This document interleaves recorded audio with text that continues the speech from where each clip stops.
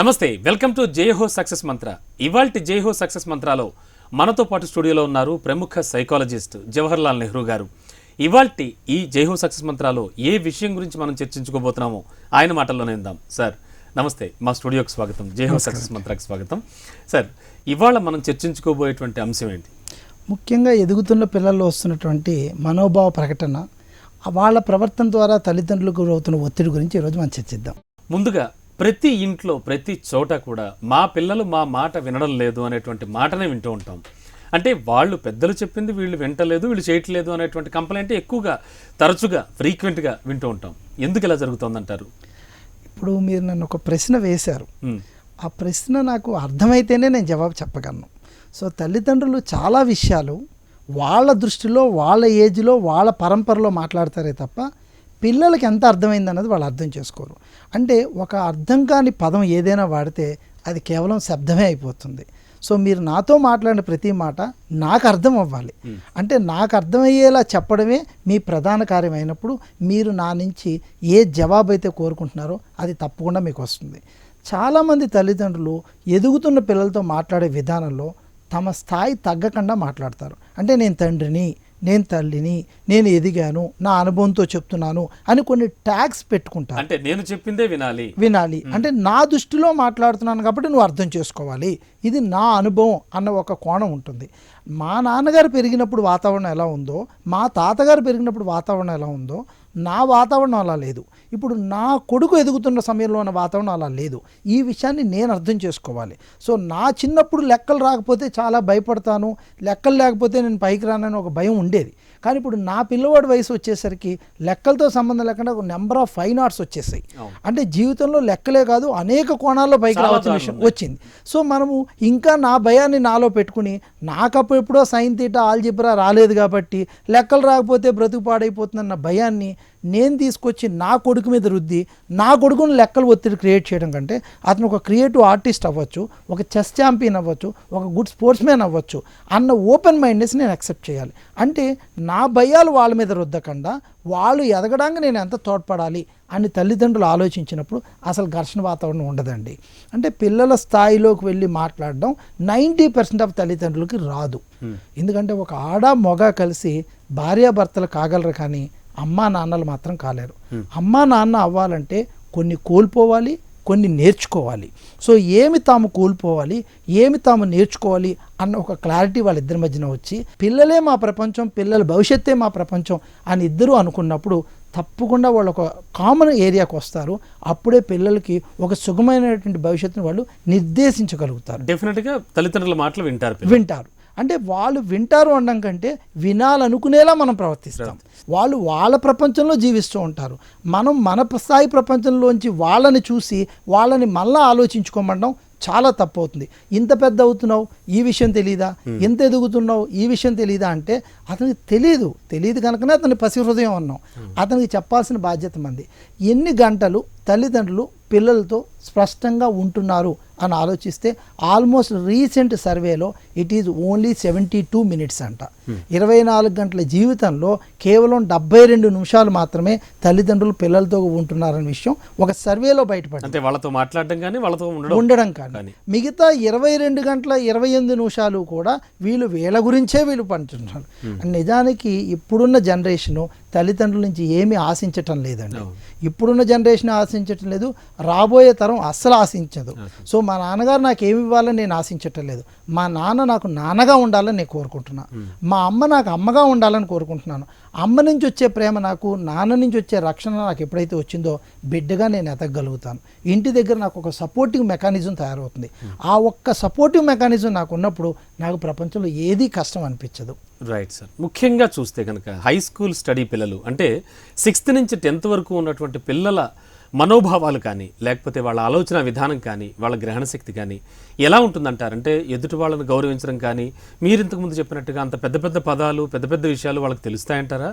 వాళ్ళని ఎలా దారిలోకి తెచ్చుకోవాలి పేరెంట్స్? అంటే దారిలోకి తెచ్చుకోవడం అనడం కంటే మనం వాళ్ళ దారిలోకి వెళ్ళిపోవడం చాలా ఉత్తమం అండి. అంటే ఇప్పుడున్న కండిషన్ ఎందుకంటే వాళ్ళకి ఎదగాలన్న తపన చాలా ఎక్కువ ఉంటుంది. వాళ్ళకి జీవితం మీద చాలా మంచి కళలు ఉంటాయి, చాలా మంచి బాగా ఆలోచించే తత్వం ఉంటుంది. ఇటొచ్చి ఆ ఆలోచనలో ఏవైనా తప్పులు జరుగుతాయేమో అన్న తల్లిదండ్రుల భయం ఒకటి ఉంటుంది. తల్లిదండ్రుల భయానికి ఎగైన్ అండర్లైన్ ఏంటంటే నా కొడుకు కష్టపడకూడదన్న ప్రేమ. అంటే తల్లిదండ్రులు తమ ప్రేమని భయం రూపంలో పిల్లల మీద ప్రదర్శిస్తున్నారు.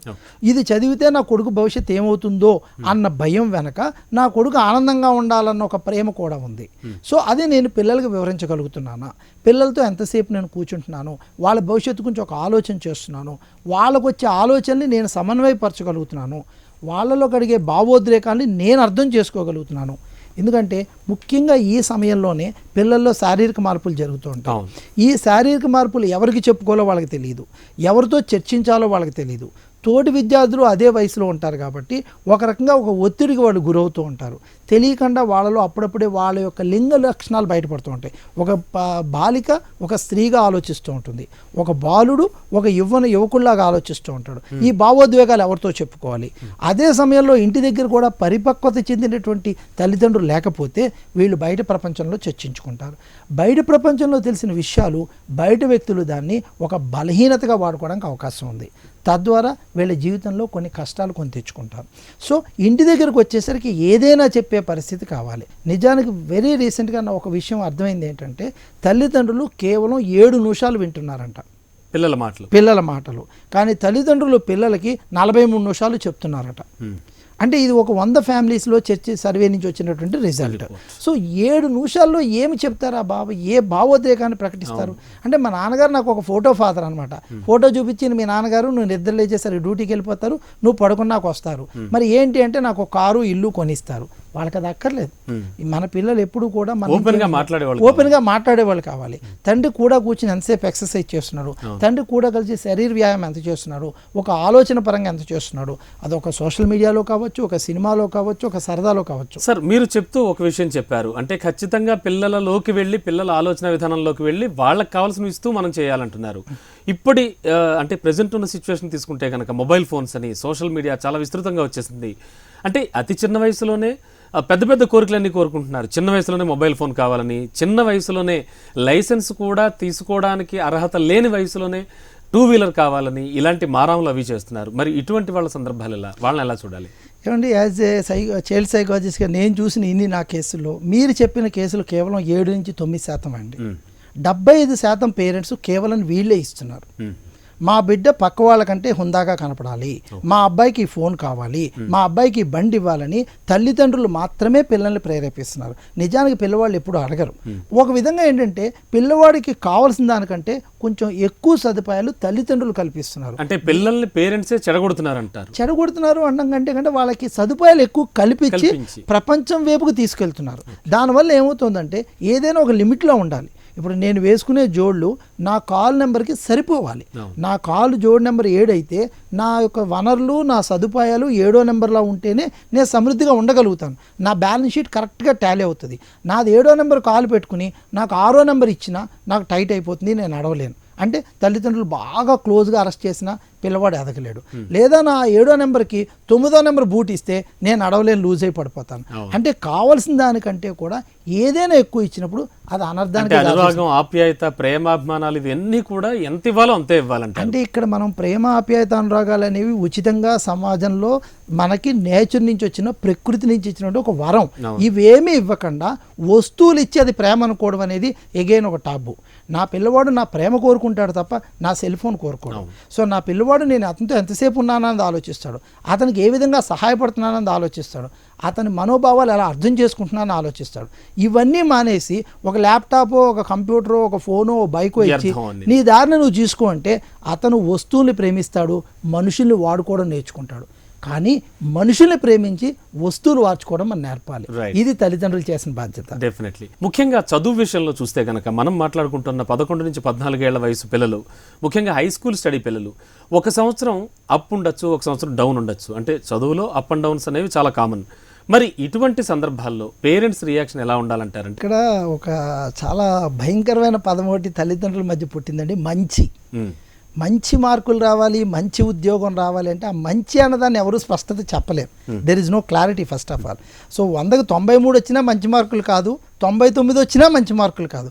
సో అసలు మంచి అన్నదాన్ని నా నిర్వచనం ఏంటో తల్లిదండ్రులకు తెలియాలి. ప్లస్ చాలామంది తల్లిదండ్రులు ప్రోగ్రెస్ కార్డు చూసిన వెంటనే పూనకం వచ్చినట్టు జ్వరం వచ్చేస్తుందండి. ప్రోగ్రెస్ కార్డు అనేది కేవలం ఆ రోజు డయాగ్నల్ రిపోర్ట్. ఈ రోజు నీలో ఈ జబ్బు ఉంది, నీ రక్త కణాలు ఇలా ఉన్నాయని చెప్పి ఒక రిపోర్ట్ ఒక ల్యాబొరేటరీలో ఇచ్చినప్పుడు నెక్స్ట్ ఏం చేయాలి అని ఆలోచించాలి తప్ప ఆ ల్యాబొరేటరీ మనిషిని మనం కొట్టం. అలాగే ప్రోగ్రెస్ కార్డ్ అనేది స్కూల్లో టీచర్స్ మీ అబ్బాయి ఈ రోజు ఇలా ఉన్నాడు అని ఇచ్చిన ఒక డయాగ్నల్ రిపోర్ట్, ఇలాగే శాశ్వతంగా ఉండిపోతాడని రూల్ ఏం లేదు, భవిష్యత్తులో మారచ్చు ఉండడు కూడా. సో మనం కోపం తెచ్చుకోకూడదు. ప్రోగ్రెస్ కార్డ్ చూసిన వెంటనే కోపం ఎందుకు రావాలండి? నిన్న 38 వచ్చినోడు ఇవాళ 78కి వెళ్ళొచ్చు, ఇవాళ 78 వచ్చినోడు రేపు 38కి వెళ్ళొచ్చు. ఏ విషయంలో తను చేసుకోవట్లేదో తనతో మనం చర్చించాలి.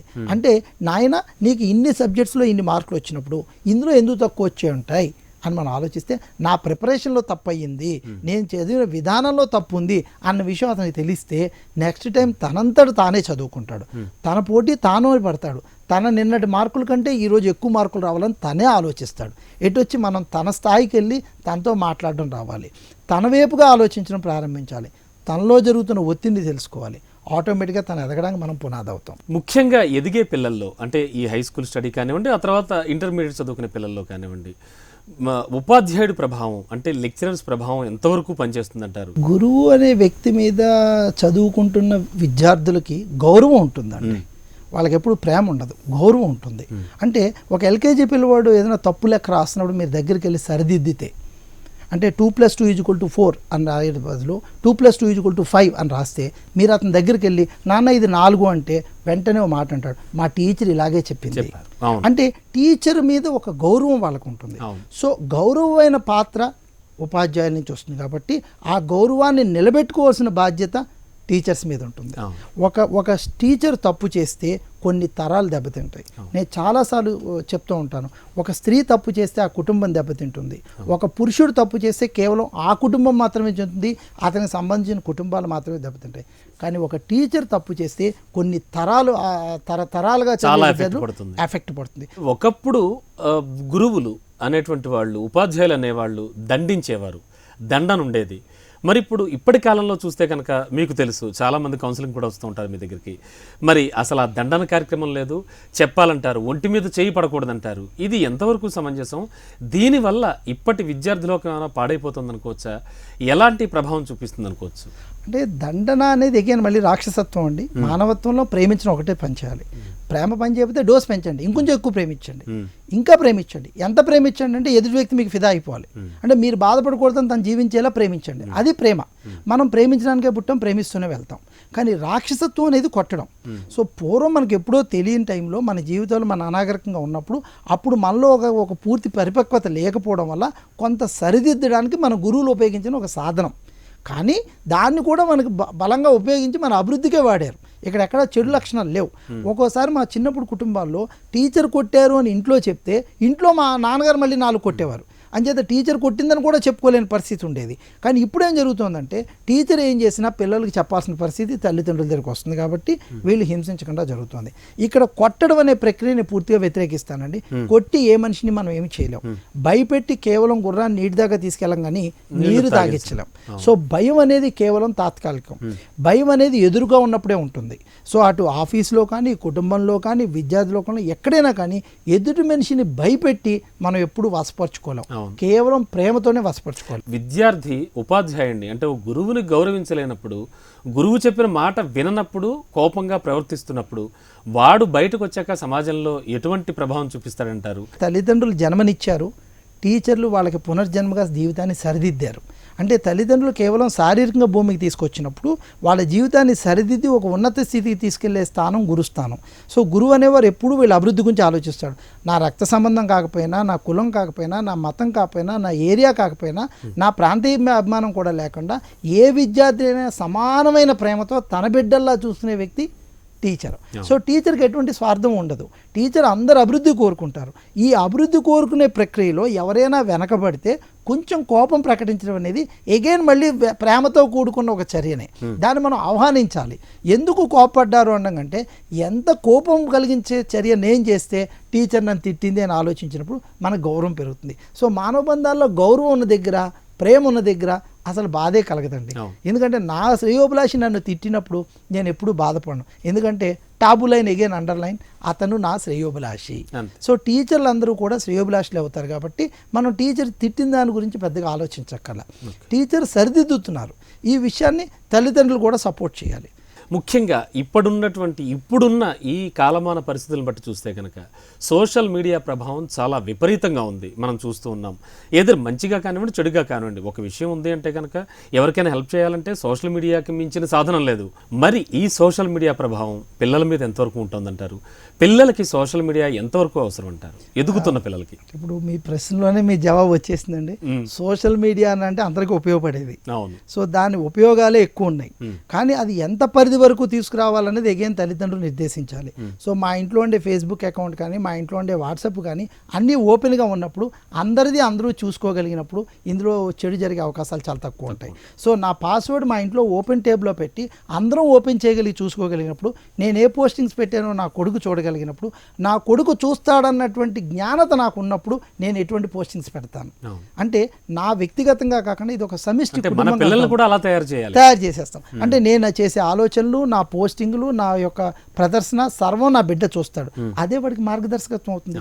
సో మనం పిల్లల్ని పెంచేటప్పుడు సుస్పష్టంగా ఏ విషయాలు మన ఇంట్లోకి ఆహ్వానిస్తున్నాము అన్నది తల్లిదండ్రులే నిర్దేశించుకోవాలి. సో నాకు ఈ సోషల్ మీడియా అవసరమా, నాకు ఈ ట్యాబు అవసరమా, నాకు ఇది ఇంట్లో అవసరమా అని తల్లిదండ్రులు నిర్ణయించుకుని ఎంతవరకు పరిధిలో ఉండాలో అంతవరకు పెట్టుకోవచ్చండి. ఒక్కటి మాత్రం అక్షర సత్యం అండి, 24 గంటలు ఉద్యోగం చేయమని కానీ 24 గంటలు ఆన్లైన్లో ఉండమని ఏ సోషల్ మీడియా చెప్పదు. తనకు మాలిన ధర్మం లేదు, స్వార్థం కొంత ఉండాలి. నువ్వు నీ కుటుంబానికే ఉపయోగపడలేనప్పుడు నువ్వు ప్రపంచానికి ఉపయోగపడతావు అనుకోవడం అవివేకం అవుతుంది. సో ఒక భర్తగా నా కుటుంబానికి, ఒక తండ్రిగా నా కొడుక్కి, లేదా ఒక కొడుకుగా మా అమ్మ నాన్నకి ఉపయోగపడలేని నేను 24 అవర్స్ ఆన్లైన్లో ఉండి సమాజానికి, దేశానికి ఏదో చేస్తాను అంటే అది పూర్తి సందర్భం లేని వాక్యం అవుతుంది. సో తాను ముందు ఇంటర్ గెలవాలి, ఇంటర్ గెలిచిన వాడే రచ్చ గెలవాలి. సో నా కుటుంబానికి, నా సమాజానికి కొంత సేవ చేయగలిగిన వ్యక్తి అప్పుడు దేశానికి చేయగలుగుతాడు. ముందు అన్నిటికంటే తనకు తాను కొంత సరిదిద్దుకోవాలి. సున్నిత మనస్కులైనటువంటి పిల్లల పట్ల ఎలా ఉండాలి తల్లిదండ్రులు కానీ, ఉపాధ్యాయులు కానీ? వాళ్ళ డెవలప్మెంట్ ఏ విధంగా ఉంటుందంటారు? ప్రజెంట్ ఉన్న సిచ్యువేషన్స్లో మీరు చూస్తూ ఉంటారు, మీ దగ్గరకు వస్తూ ఉంటారు చాలామంది, ఏమనిపిస్తూ ఉంటుంది? అంటే సున్నిత మనస్తత్వం అనేది మనం ఎగైనా మళ్ళీ ఒక ట్యాగ్ లేనండి. చిన్నప్పటి నుంచి మనం ఒక మాట పెట్టేస్తూ ఉంటాం పిల్లలకి, వీడు పుసుక్కుని ఫీల్ అయిపోతాడు అంటారు. వాడేం పుసుక్కుని ఫీల్ అయిపోడు, ఫీల్ అవుతాడు. ప్రతి మనిషి ఫీల్ అవ్వాలి, ఫీల్ అవ్వకపోతే మనిషికి భావోద్రేకం ఎందుకు ఉంటుంది? సో అతను ఆ పుసుక్కుని ఫీల్ అయిపోతాడని మనం ట్యాగ్ లైన్ పెట్టి హీ ఈజ్ వెరీ సెన్సిటివ్ అని ఒక ట్యాగ్ లైన్ మనమే మార్చేస్తాం. పదే పదే పదే పదే మనం చేస్తాం. ఇప్పుడు నేను మిమ్మల్ని కూర్చోబెట్టి కళ్ళు మూసుకుని ఒక కోతిని చూడండి అని, ఎర్ర కోతిని మాత్రం చూడకండి, ఎర్ర కోతిని మాత్రం చూడకండి, ఎర్ర కోతిని మాత్రం చూడకండి అని 3 సార్లు అంటే మీకు ఎర్ర కోతే కనబడుతుంది. సో పిల్లవాడిని మావాడు సున్నితం, మావాడు సున్నితం, మావాడు సున్నితం అని అనడం ద్వారా అతను మనం సున్నితత్వమైన మనస్తత్వం వైపు తీసుకెళ్ళిపోతున్నాం. మనం చాలాసార్లు కమాండింగ్ సిస్టంలో ఫ్యామిలీలో మాట్లాడతాం. నేను నా కొడుకుతో మాట్లాడాలంటే నేను నా కొడుకు దగ్గరికి వెళ్ళాలి. అలా వెళ్ళి మాట్లాడగలిగినప్పుడు రేపు తను మాట్లాడాలన్నప్పుడు నా దగ్గరికి వస్తాడు. సో నేను బాబు దగ్గరికి వెళ్ళి, బాబు ఎక్కడ ఆడుకుంటున్నా, ఎక్కడ చదువుకుంటున్నా దగ్గరికి వెళ్ళి, ఏ నాన్న ఎలా ఉన్నావు ఏంటి అని పలకరిస్తే, ఓహో నాన్నగారు వచ్చారు అని ఉంటుంది. అలాగే తనకి కావాలన్నప్పుడు తను నా దగ్గరికి వస్తాడు. కానీ చాలామంది తల్లిదండ్రులు ఏంటంటే ఇక్కడ కూర్చుని ఇక్కడే ఉండి తను ఏదో రాసుకుంటానో, హోంవర్క్ చేసుకుంటానో, టీవీ చూస్తూనో ఉంటే ఎక్కడున్నావు ఇలా రా అంటారు. సో ఫస్ట్ ఆ పిలుపులోనే సగం వాడిని భయపెట్టేయాలని ప్రయత్నం చేస్తారు. అంటే నేను నీతో ఏదో మాట్లాడబోతున్నాను, అలర్ట్, అటెన్షన్, సీరియస్ ఇష్యూ. ఇంత చేసి ఇక్కడికి వచ్చాక లెక్కల్లో మార్కులు ఎన్ని వచ్చాయని అడుగుతారు. లెక్కల్లో మార్కులు ఎన్ని వచ్చాయని సాయంత్రం కూడా అడగచ్చు, మధ్యాహ్నం కూడా అడగచ్చు.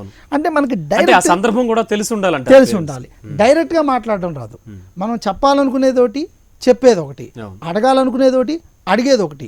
వాడు స్కూల్కి ఎందుకు వెళ్ళలేదు అని అడగాలనుకున్నప్పుడు, నాన్న ఇవాళ ఏమైనా పనులు ఉన్నాయా, ఏం చేస్తున్నావు అనడం వేరు. స్కూల్కి ఎందుకు వెళ్ళలేదు అని డైరెక్ట్ మనం ఏంటంటే వాళ్ళతో ప్రతి విషయాన్ని కూడా మనకు ఆ సిస్టమ్ రాదండి.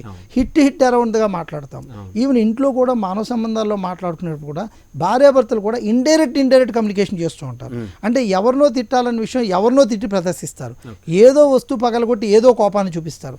పిల్లలు కూడా అదే నేర్చుకుంటారు. సో ఏదైనా పిల్లల స్థాయికి వెళ్ళి వాళ్ళ స్థాయిలో కూర్చుని వాళ్ళకి అర్థమయ్యే రీతిలో చెప్పి వాళ్ళకు వివరణ ఇచ్చిన తర్వాత వాళ్ళ నుంచి సంజాషి తీసుకుంటే బాగుంటుంది.